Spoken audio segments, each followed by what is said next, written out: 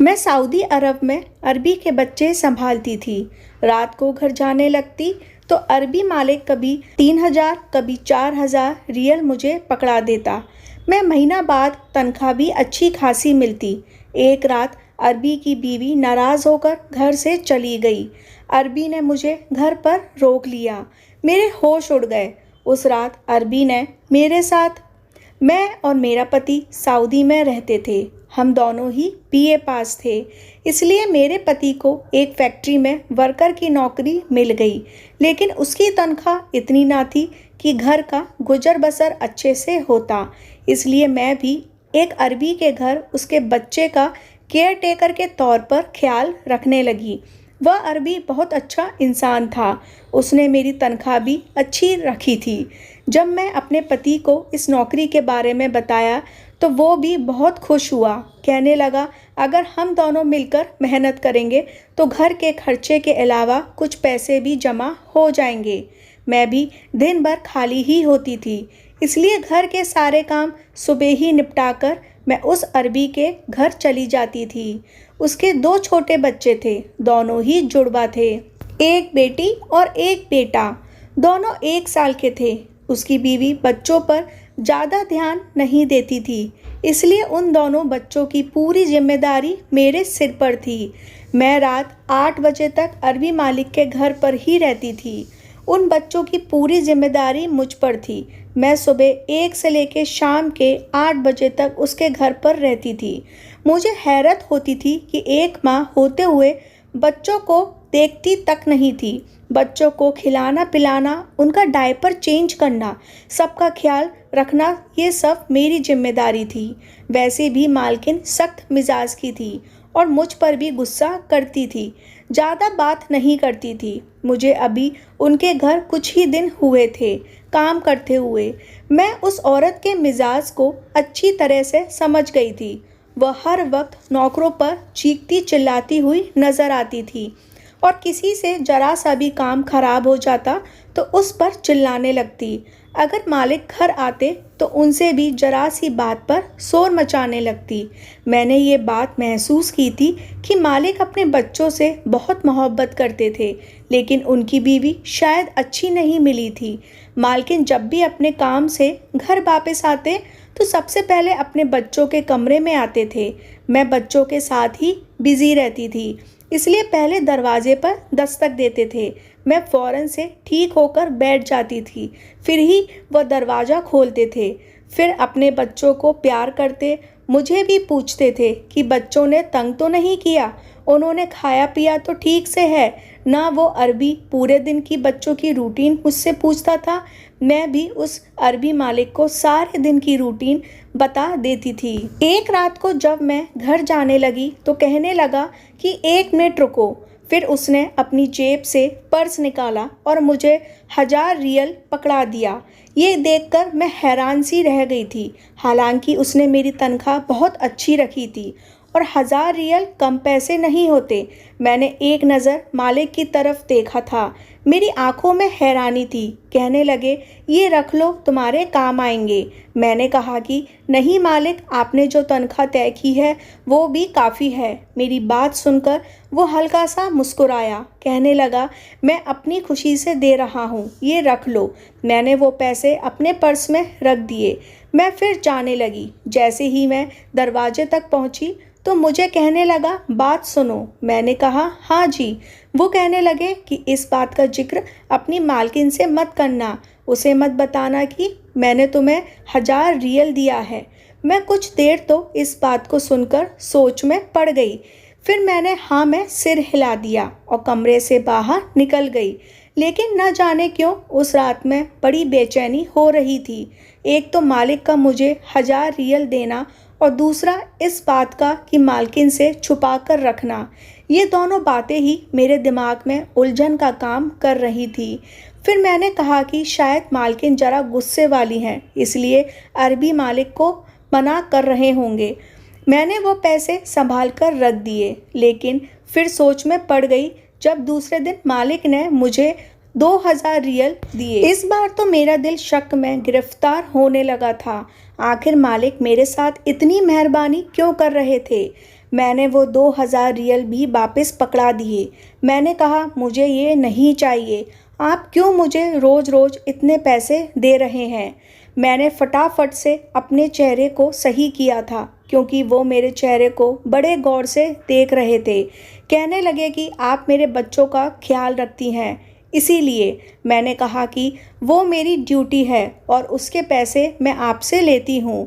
बहरहाल मैंने उस दिन उस शख्स से कोई पैसे नहीं लिए और वापस घर आ गई। लेकिन अगले ही दिन जब मैं बच्चों को संभालने के लिए गई तो मैंने देखा कि वो मालिक अपने काम से बाहर नहीं गया था बल्कि घर पर ही था और बच्चों के पास ही था।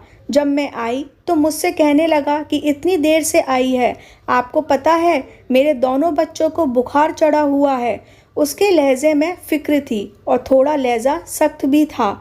मैं घबराकर जब घड़ी की तरफ देखा तो पूरा 1 बज रहे थे और मैं इसी वक्त आती थी। मैंने कहा मैं तो अपने वक्त पर आई हूँ। फिर वो मुझसे कहने लगा कि इस चीज़ के तो आपको पैसे दे रहे थे कि आप मेरे बच्चों का ख्याल ज़्यादा रखें।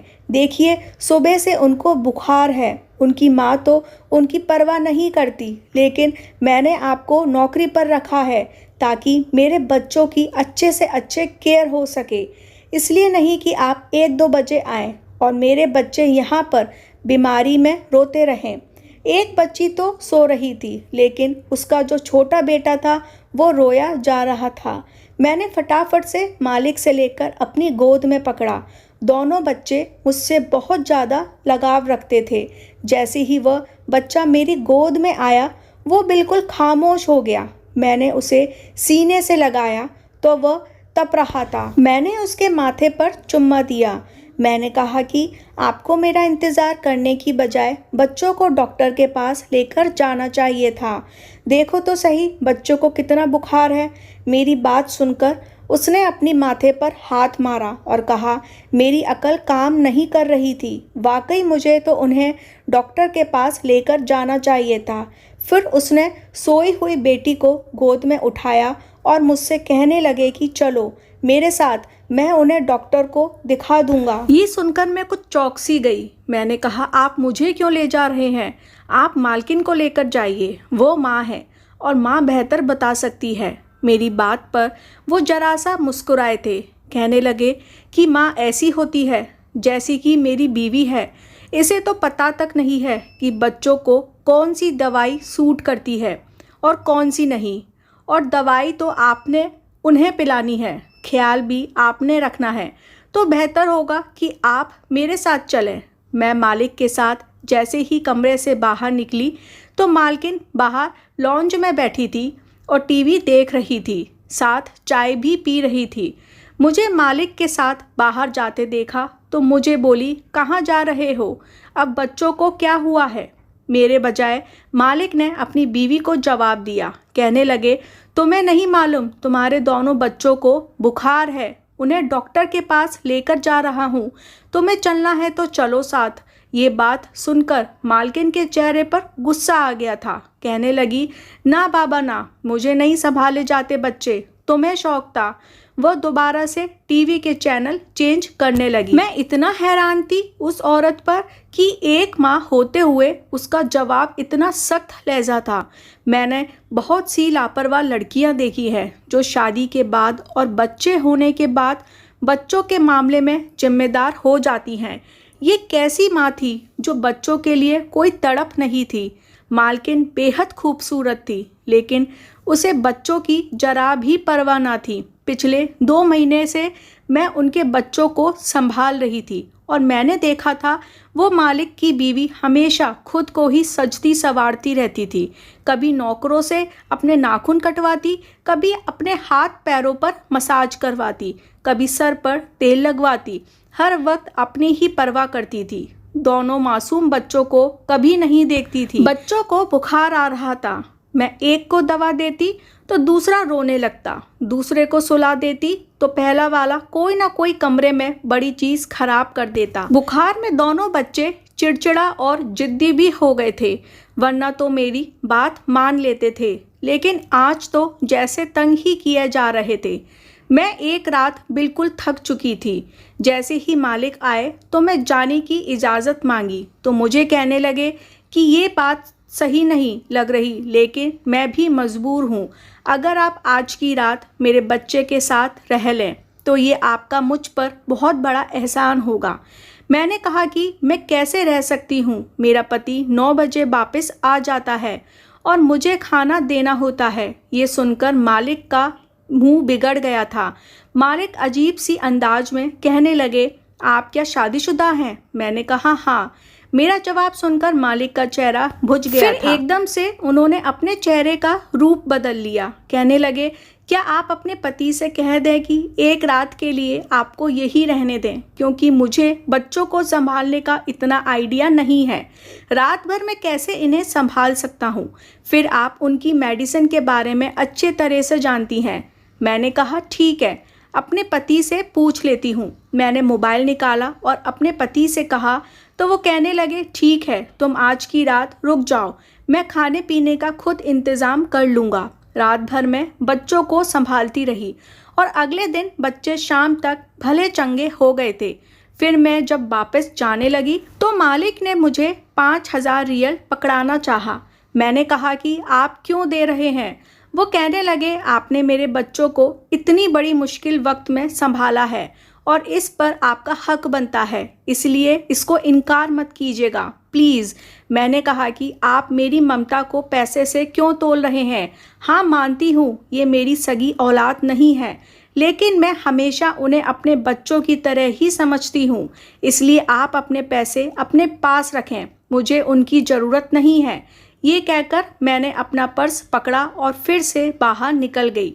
मेरी शादी को भी 4 साल गुजर गए थे, लेकिन मेरी कोई औलाद नहीं थी। शादी के फ़ौरन बाद में उम्मीद से हुई थी, लेकिन मेरा पति मेरे आगे हाथ जोड़ने लगा। कहने लगा, तुम्हें पता है कि मेरी तनख्वाह इतनी नहीं है और इतनी तनख्वाह में एक बच्चा अफोर्ड नहीं कर सकता। ऊपर वाले के लिए अभी तुम अबॉर्शन करवा लो, जैसे ही हालात ठीक होंगे फिर हम ऊपर वाले से बच्चा ले लेंगे।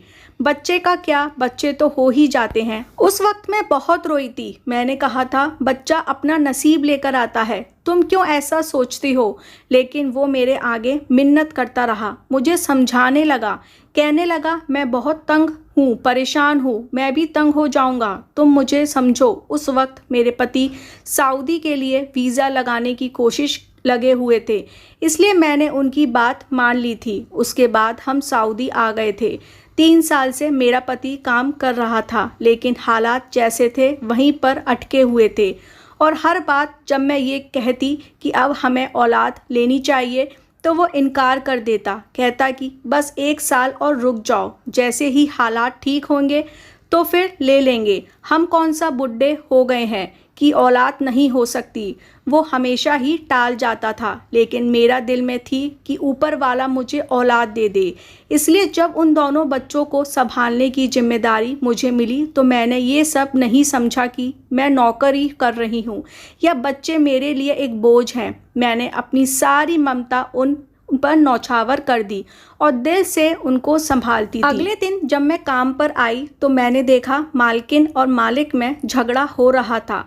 न जाने किस बात पर उन दोनों की इतनी बहस हो रही थी कि मुझे भी डर महसूस होने लगा कि कहीं वह आपस में तलाक न ले लें। मालिक उसे कहीं कह रहे थे कि तुम हर वक्त शॉपिंग करती रहती हो या फिर अपने आप को सजती संवारती रहती हो। एक रात ही को तुम्हें बच्चे को संभालना पड़ता है और वो भी तुम दूसरे कमरे में जाकर सो जाती हो, तो तुम्हें दूसरे कमरे में जाने की क्या मिलता है? जरा भी बच्चों की परवाह नहीं करती। अगर तुम्हारा यही रवैया रहा तो मैं तुम्हें छोड़ दूंगा। मालिक बहुत गुस्से में चिल्लाते हुए कहते हुए बाहर चले गए।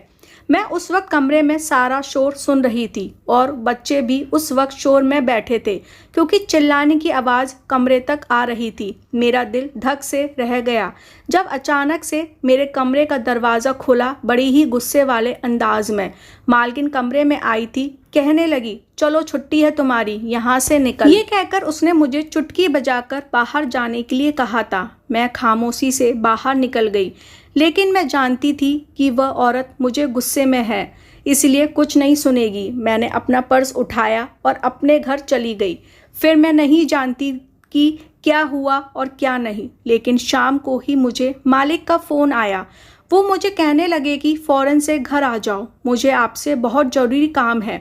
मैंने कहा, मालिक इस वक्त तो रात के 8 बज रहे हैं। वो कहने लगे, मुझे आपसे बेहद ज़रूरी काम है, आपका आना बहुत ज़रूरी है, आप फ़ौरन से मेरे पास आएँ। मैंने अपने पति को बताया तो कहने लगा, हो सकता है बच्चों को फिर से बुखार ना हो गया हो, चलो मैं तुम्हें छोड़ कर आता हूँ।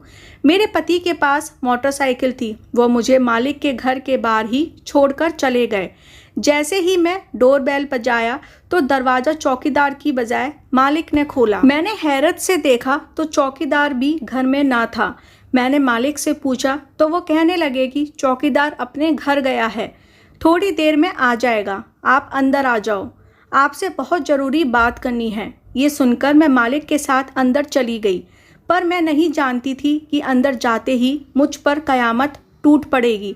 जैसे ही मैं अंदर गई, लॉन्च बिल्कुल खाली था। ये देखकर मैं थोड़ी परेशान हुई थी, इसलिए सोफ़े के किनारे पर जाकर बैठ गई। फिर वो सामने वाले सोफ़े पर बैठ गए, अपना सर पकड़कर कुछ सोचने लगे। फिर कहने लगे कि मेरी बीवी दोपहर से अपने मायके जा चुकी है। जब मैं घर आया तो मेरे बच्चे मौजूद नहीं थे। जब मैं अपनी बीवी से फ़ोन कर पूछा तो कहने लगे कि बच्चे को साथ लेकर नहीं गई। फिर कहने लगी चौकीदार को भी उसने वापस घर से भेज दिया है। जब मैं घर आया तो घर पर कोई नहीं था, कोई भी नौकर मौजूद नहीं था, यहाँ तक कि चौकीदार भी नहीं। मुझे नहीं मालूम कि बच्चों को खुद लेकर गई या फिर उसने मेरे बच्चों को अगवा किया है। ये कहकर वो फूट फूट कर रोने लगे। कहने लगे, पता नहीं वो मेरे बच्चों के साथ क्या करेगी। फिर कहने लगे कि आप बच्चों को ढूंढने में मेरी मदद कर दें। मैं सोच रही थी कि मैं कैसे कर सकती हूँ, लेकिन ये सुनकर मुझे तो बहुत दुख हुआ था। एक माँ होकर वो क्या खेल खेल रही थी अपने ही सगी औलाद के साथ। अभी मैं इस बारे में सोच रही थी कि जब पुलिस की गाड़ी की हॉर्न की आवाज़ सुनाई दी। कुछ ही देर में दरवाजे और दीवारों को छलांग के पुलिस अंदर आ चुकी थी। मुझे और मालिक को देखकर उसने मुझे गिरफ्तार कर लिया और उल्टे सीधे इल्ज़ाम लगाने लगे। कहने लगे कि आपकी बीवी ने सही कंप्लेंट की थी, आपका इस औरत के साथ चक्कर है, तभी आपने उसे अकेले यहाँ बुलाया है। और ये भी कहने लगे कि दोनों बच्चों को भी इस नौकरानी ने ही अगवा किया है। ये सुनकर मैं परेशान होकर रह गई। वह मेरे अरबी मालिक पर भी इल्ज़ाम लगा रहे थे, हालांकि ऐसी कोई बात नहीं थी। मालिक ने कहा कि ऐसा कुछ नहीं है, लेकिन वो फिर भी मुझे पकड़कर पुलिस स्टेशन ले गए। मैं रोने लगी। मैंने अपने पति को फ़ोन किया, वो भी पुलिस स्टेशन पहुंच गए, लेकिन पुलिस कुछ भी सुनने को तैयार न थी। मेरे पति उस मालकिन के पास चला गया और उसे कहने लगा कि मेरी बीवी ने आपके बच्चों को अगवा नहीं किया है और ना ही इसका किसी के साथ कोई चक्कर है। मुझे अपनी बीवी पर पूरा भरोसा है, इसलिए उसे छोड़ दो। वो कहने लगी, मैं एक ही शर्त पर केस वापस लूँगी कि तुम अपनी बीवी को लेकर यहाँ से कहीं दूर चले जाओ, क्योंकि मेरा पति मुझे ये साफ साफ कह चुका है कि वो मुझे तलाक देकर तुम्हारी बीवी से शादी कर लेगा, क्योंकि वो मेरे बच्चों को ज़्यादा अच्छा ख्याल रखती है। ये सुना था कि मेरे पति भी दंग रह गया। मैं नहीं जानती थी कि मालिक ने ऐसा क्यों कहा, लेकिन मेरा दिल ये सुनकर बहुत गमगीन हो गया था। मैं तो उनका भला कर रही थी। मालकिन ने अपना केस वापस ले लिया और मैं अपने पति के साथ वापस अपने गांव आ गई थी। मुझे वो बच्चे बहुत याद आते थे। जब माँ बाप यूँ लड़ते हैं तो उन बच्चों की क्या परवरिश हो सकती है। किसी ने सच कहा है, जो होता है अच्छे के लिए होता है। शायद इसमें मेरी कोई भलाई थी। कहानी अच्छी लगी हो तो चैनल को प्लीज़ ज़रूर सब्सक्राइब करें और बेल आइकन पर क्लिक करें ताकि अगला वीडियो तुरंत आपके पास आ जाए। धन्यवाद।